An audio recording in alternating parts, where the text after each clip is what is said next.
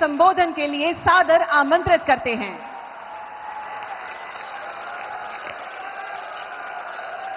द्वारकाधीश की, द्वारकाधीश की, द्वारकाधीश की।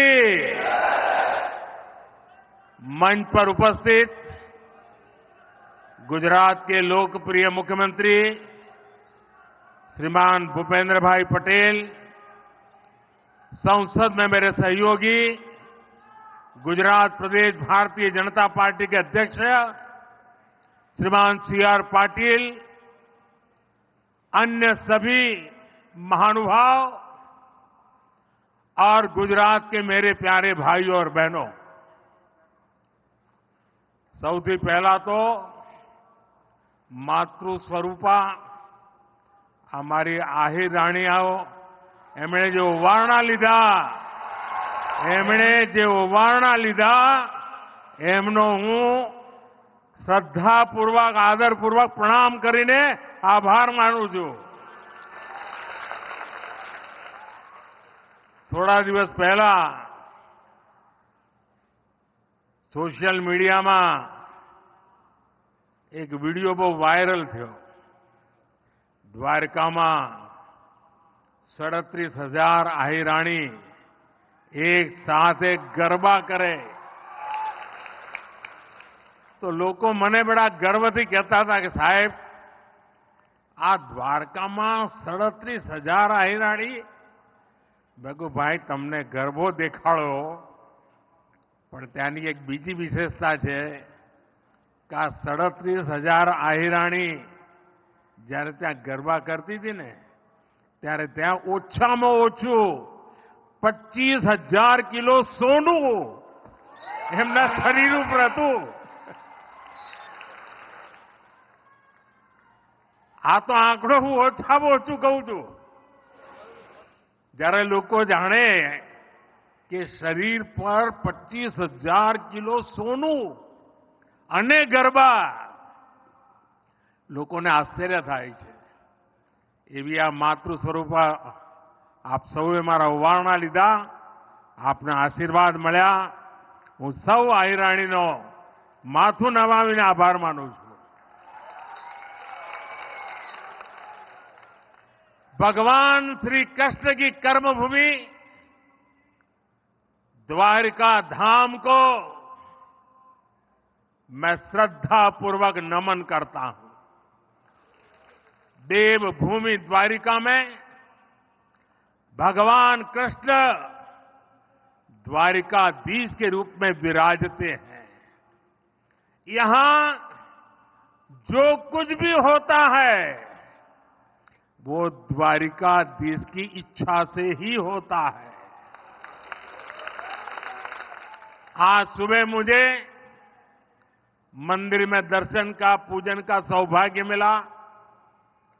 द्वारिका के लिए कहा जाता है कि ये 4 धाम और सप्तपुरी दोनों का हिस्सा है। यहां आदि शंकराचार्य जी ने 4 पीठों में से एक शारदा पीठ की स्थापना की। यहां नागेश्वर ज्योतिर्लिंग है, रुक्मिणी देवी मंदिर है, आस्था के ऐसे अनेक केंद्र है। और मुझे बीते दिनों देश काज करते करते देव काज के निमित्त देश के अनेक तीर्थों की यात्रा का सौभाग्य मिला है। आज द्वारिका धाम में भी उसी दिव्यता को अनुभव कर रहा हूं। आज सुबह ही मुझे ऐसा एक और अनुभव हुआ। मैंने वो पल बिताए जो जीवन भर मेरे साथ रहने वाले हैं। मैंने गहरे समुद्र के भीतर जाकर प्राचीन द्वारिका जी के दर्शन किए।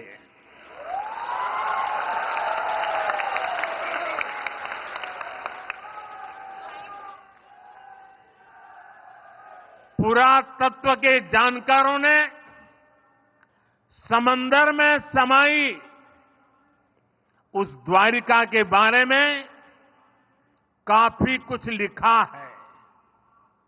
हमारे शास्त्रों में भी द्वारिका के बारे में कहा गया है, भविष्यति पुरी रम्या सद्वारा प्राज्ञ तोरणा चयाट्टलाकल केयूरा पृथ्व्याम ककूदोपमा, अर्थात सुंदर द्वारों और ऊंचे भवनों वाली ये पुरी पृथ्वी पर शिखर जैसी होगी। कहते हैं भगवान विश्वकर्मा ने खुद इस द्वारिका नगरी का निर्माण किया था। द्वारका नगरी भारत में श्रेष्ठ नगर, उसका आयोजन, उसका विकास का एक उत्तम उदाहरण था। आज जब मैं गहरे समुद्र के भीतर द्वारिका जी के दर्शन कर रहा था तो मैं पुरातन वही भव्यता, वही दिव्यता मनोमन अनुभव कर रहा था। मैंने वहां भगवान श्री कृष्ण को, द्वारकाधीश को प्रणाम किया, उन्हें नमन किया। मैं अपने साथ मोर पंख भी ले कर गया था, जिसे मैंने प्रभु कृष्ण का स्मरण करते हुए वहां अर्पित किया। मेरे लिए कई वर्षों से, जब मैंने पुरातत्वविदों से ये जाना था तो एक बहुत बड़ी जिज्ञासा थी। मन करता था कभी न कभी समुद्र के भीतर जाऊंगा और उस द्वारिका नगरी के जो भी अवशेष हैं उसे छू करके श्रद्धा भाव से नमन करूंगा। अनेक वर्षों की मेरी वो इच्छा आज पूरी हुई। मेरा मन बहुत गदगद है, मैं भाव विभोर हूं। दशकों तक जो सपना संजोया हो और उसे आज उस पवित्र भूमि को स्पर्श कर करके पूरा हुआ होगा, आप कल्पना कर सकते हैं मेरे भीतर कितना अभूत आनंद होगा। साथियों, 21वीं सदी में भारत के वैभव की तस्वीर भी मेरी आंखों में घूम रही थी और मैं लंबे समय तक अंदर रहा। मैं समुद्र द्वार और आज के यहां देर आई आने में उसका कारण भी मैं अंदर काफी देर रुका रहा। मैं समुद्र द्वारका के उस दर्शन से विकसित भारत के संकल्प को और मजबूत करके आया हूं। साथियों, आज मुझे सुदर्शन सेतु के लोकार्पण का भी सौभाग्य मिला है। 6 साल पहले मुझे इस सेतु के शिलान्यास का अवसर मिला था। ये सेतु ओखा को बेट द्वारका द्वीप से जोड़ेगा। ये सेतु द्वारकाधीश के दर्शन भी आसान बनाएगा और यहां की दिव्यता को भी चार चांद लगा देगा। जिसका सपना देखा, जिसकी आधारशिला रखी, उसको पूरा किया, यही ईश्वर रूपी जनता जनार्दन के सेवक मोदी की गारंटी है। सुदर्शन सेतु सिर्फ एक सुविधा भर नहीं है, बल्कि ये इंजीनियरिंग का भी कमाल है। और मैं तो चाहूंगा इंजीनियरिंग के, स्ट्रक्चरल इंजीनियरिंग के विद्यार्थी आकर के इस सुदर्शन सेतु का अध्ययन करें। ये भारत का अब तक का सबसे लंबा केबल आधारित ब्रिज है। मैं सभी देशवासियों को इस आधुनिक और विराट सेतु के लिए बहुत बहुत बधाई देता हूं। અને આજે જ્યારે આવડું મોટું કામ થાય છે ત્યારે એક જૂની વાત યાદ આવે છે। રશિયામાં અસ્ટ્રાખાન નામનું એક રાજ્ય છે। ગુજરાત અને અસ્ટ્રાખાન સાથે સિસ્ટર સ્ટેટનો આપણો નાતો છે। તો જ્યારે હું મુખ્યમંત્રી હતો ત્યારે રશિયાના એ અસ્ટ્રાખાન રાજ્યમાં એમણે મને નિમંત્રણ આપ્યું, હું ગયો હતો। અને જ્યારે ત્યાં ગયો તો મારા માટે આશ્ચર્ય હતું કે ત્યાં જે સારામાં સારી બજાર હોય, મોટામાં મોટો મોલ હોય, તો એનું નામ ઓખા ઉપર જ હોય। બધાના નામ પર ઓખા। મેં કહ્યું કે ઓખા કેમ રાખ્યું છે? તો સદીઓ પહેલા આપણા લોકો અહીંથી વેપાર માટે ત્યાં જતા અને અહીંથી જે ચીજો જાય એને ત્યાં ઉત્તમમાં ઉત્તમ ચીજો માનવામાં આવતી। એના કારણે જે સદીઓ પછી પણ ઓખા નામની દુકાન હોય, ઓખા નામનો મોલ હોય, તો ત્યાંના લોકોને લાગે કે આ ખૂબ ઊંચી ગુણવત્તાવાળી વસ્તુ અહીંયા મળે છે। એ જે સદીઓ પહેલા આ મારા ઓખાની જે આબરૂ હતી ને, આ સુદર્શન સેતુ બન્યા પછી ફરી એકવાર દુનિયાના નકશામાં મારું ઓખા ચમકવાનું છે। साथियों, आज जब मैं सुदर्शन सेतु को देख रहा तो कितनी ही पुरानी बातें भी याद आ रही है। पहले द्वारका और बेट द्वारका के लोगों को, श्रद्धालुओं को फेरी बोट पर निर्भर रहना पड़ता था। पहले समंदर और फिर सड़क से लंबा सफर करना पड़ता था। यात्रियों को परेशानी होती थी और अक्सर समंदर की ऊंची लहरों के कारण कभी कभी बोट सेवा बंद भी हो जाती थी। इससे श्रद्धालुओं को बहुत परेशानी होती थी।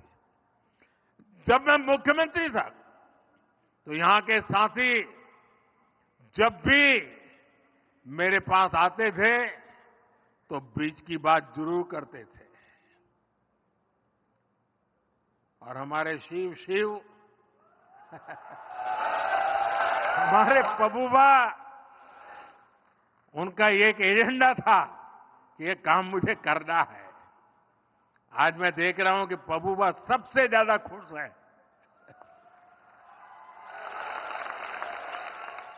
साथियों, मैं तब की कांग्रेस की केंद्र सरकार के सामने बार बार ये बातें रखता था, लेकिन कभी उन्होंने इस पर ध्यान नहीं दिया। इस सुदर्शन सेतु का निर्माण यह भी भगवान श्री कृष्ण ने मेरे ही भाग्य में लिखा था। मुझे खुशी है कि मैं परमात्मा का आदेश का पालन करके इस दायित्व को निभा पाया हूं। इस पुल के बनने से अब देश भर से यहां आने वाले श्रद्धालुओं को बहुत सुविधा होगी। इस पुल की एक और विशेष बात है, इसमें जो शानदार लाइटिंग हुई है उसके लिए बिजली पुल पर लगे सोलर पैनल से ही जुटाई जाएगी। सुदर्शन सेतु में 12 टूरिस्ट गैलरी बनाई गई है। आज मैंने भी इन गैलरियों को देखा है। ये अद्भुत है, बहुत ही सुंदर है, सुदर्शन ही है। इनसे लोग अथाह नीले समंदर को निहार पाएंगे। साथियों, आज इस पवित्र अवसर पर मैं देवभूमि द्वारका के लोगों की सराहना भी करूंगा। यहां के लोगों ने स्वच्छता का जो मिशन शुरू किया है, और मेरे पास लोग सोशल मीडिया से वीडियो भेजते थे कि द्वारिका में कितनी जबरदस्त सफाई का काम चल रहा है। आप लोग खुश है ना? तुम्हारा बधाना आनंद हो ना? सफाई થઈ તો એકદમ બધું સાફ સાફ લાગે છે ને? પણ હવે તમારી જવાબદારી શું? પાછું મારે આવવું પડશે સાફ કરવા? એ તમે આને સાફ રાખશો કે નહીં? જરા હાથ ઊંચા કરીને કહો. હવે આપણે દ્વારકાને ગંદી નહીં થવા દઈએ. મંજૂર?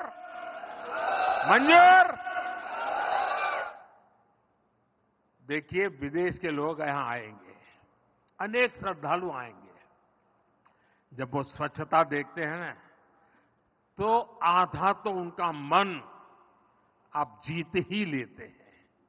साथियों, जब मैंने देशवासियों को नए भारत के निर्माण की गारंटी दी थी, तो ये विपक्ष के लोग जो आए दिन मुझे गाली देने के शौकीन है, वो उसकी भी मजाक उड़ाते थे। आज देखिए, लोग नया भारत अपनी आंखों से बनता हुआ देख रहे हैं। जिन्होंने लंबे समय तक देश पर शासन किया, उनके पास इच्छा शक्ति नहीं थी। सामान्य जन को सुविधा देने की नीयत और निष्ठा में खोट थी।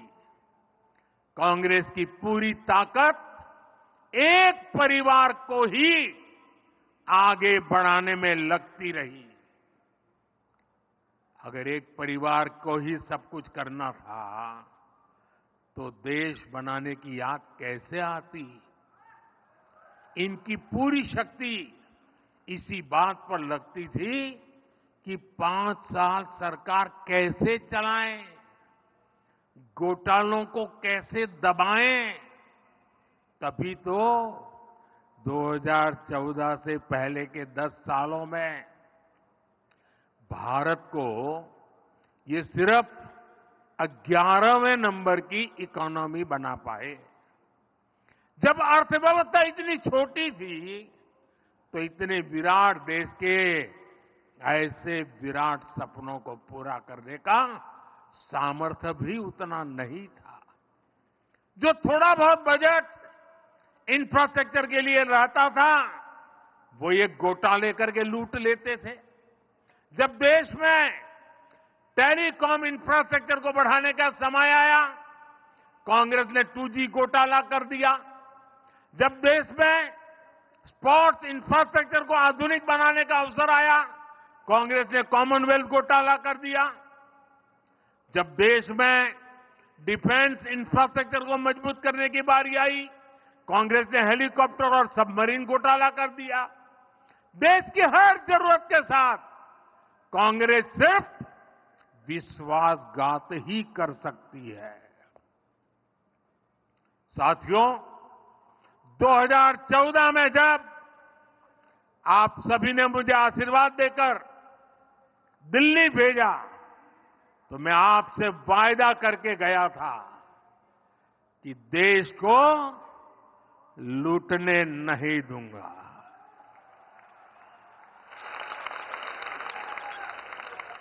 कांग्रेस के समय में जो हजारों करोड़ के घोटाले होते रहते थे, वो सब अब बंद हो चुके हैं। बीते 10 वर्षों में हमने देश को दुनिया की 5वें नंबर की आर्थिक ताकत बना दिया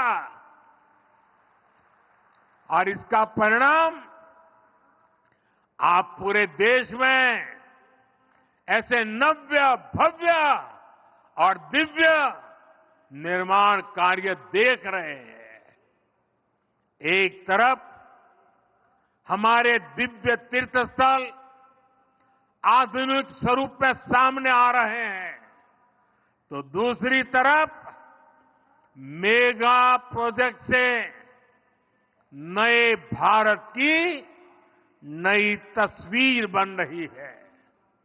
आज आप देश का ये सबसे लंबा केबल आधारित सेतु गुजरात में देख रहे हैं। कुछ दिन पहले ही मुंबई में देश का सबसे लंबा सी ब्रिज पूरा हुआ।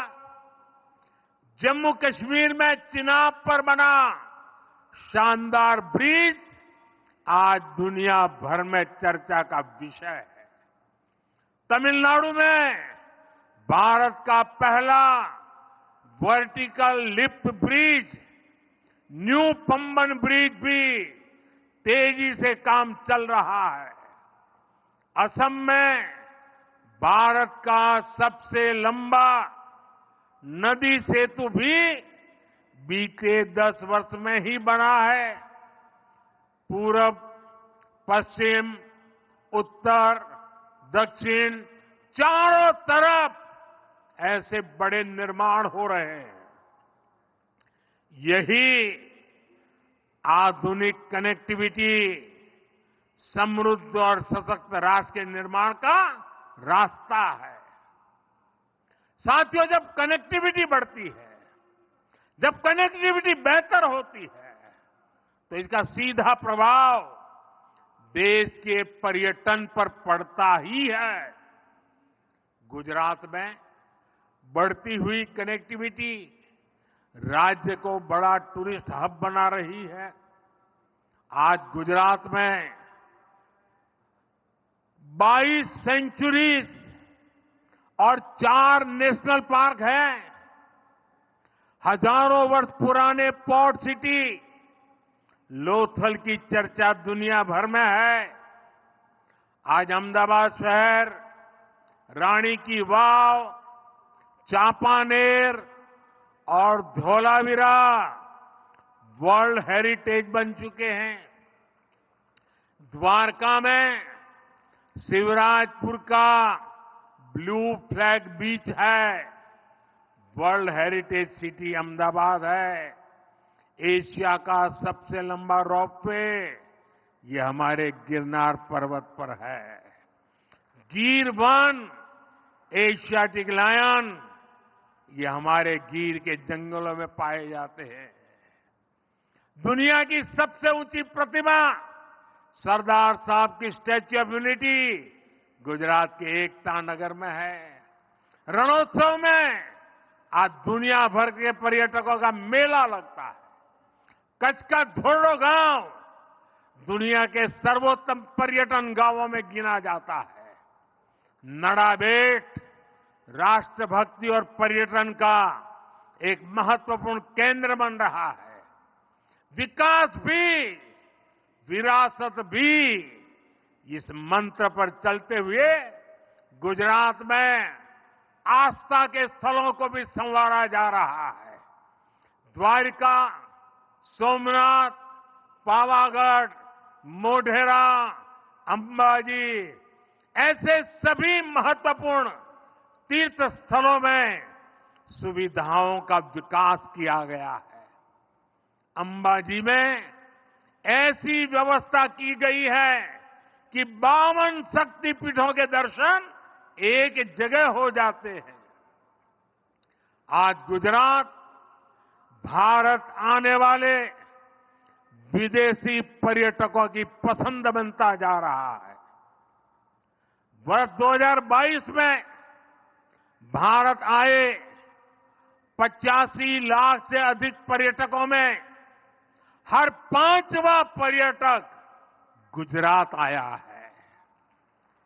पिछले वर्ष अगस्त तक करीब 15.5 लाख पर्यटक गुजरात आ चुके हैं।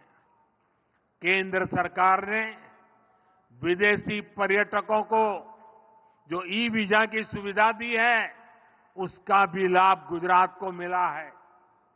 पर्यटकों की संख्या में हो रही ये वृद्धि गुजरात में रोजगार और स्वरोजगार के नए अवसर बना रही है।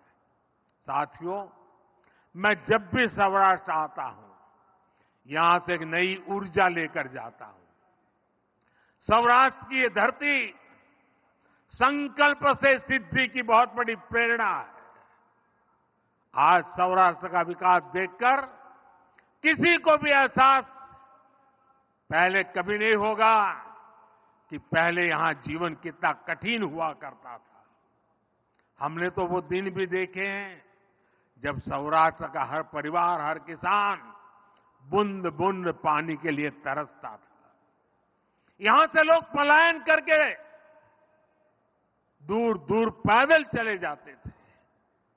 जब मैं कहता था कि जिन नदियों में साल भर पानी रहता है, वहां से पानी उठाकर सौराष्ट्र और कच्छ में लाया जाएगा, तो ये कांग्रेस के लोग मेरी मजाक उड़ाते थे। लेकिन आज सौनी ये एक ऐसी योजना है जिसने सौराष्ट्र का भाग्य बदल दिया है। इस योजना के तहत 1300 किलोमीटर से अधिक की पाइपलाइन बिछाई गई है। और पाइपलाइन भी छोटी नहीं है, पाइप के अंदर मारुति कार चल जा सकती है। इसके कारण सौराष्ट्र के सैकड़ों गांवों को सिंचाई का और पीने का पानी पहुंच गया है। अब सौराष्ट्र का किसान संपन्न हो रहा है, यहां का पशुपालक संपन्न हो रहा है, यहां का मछुआरा संपन्न हो रहा है। मुझे विश्वास है आने वाले वर्षों में पूरा सौराष्ट्र, पूरा गुजरात सफलता की नई ऊंचाई पर पहुंचेगा। द्वारकाधीश का आशीर्वाद हमारे साथ है। हम मिलकर सौराष्ट्र को, गुजरात को विकसित बनाएंगे। गुजरात विकसित होगा, भारत विकसित होगा। एक बार फिर इस भव्य सेतु के लिए मैं आप सभी को हृदय से बहुत बहुत बधाई देता हूं, आपका अभिनंदन करता हूं। और अब मेरी द्वारका वालों से प्रार्थना है, अब आप अपना मन बना लीजिए। दुनिया भर से टूरिस्ट कैसे ज्यादा से ज्यादा आए, आने के बाद उसको यहां रहने का मन करे।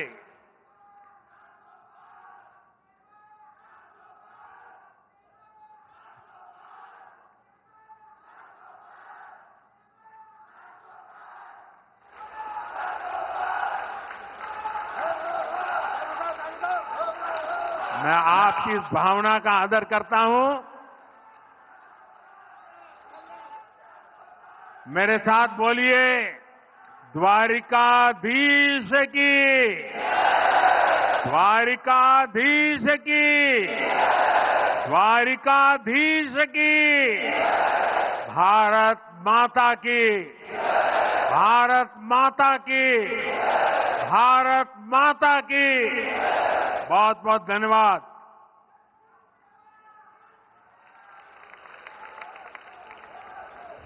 माननीय प्रधानमंत्री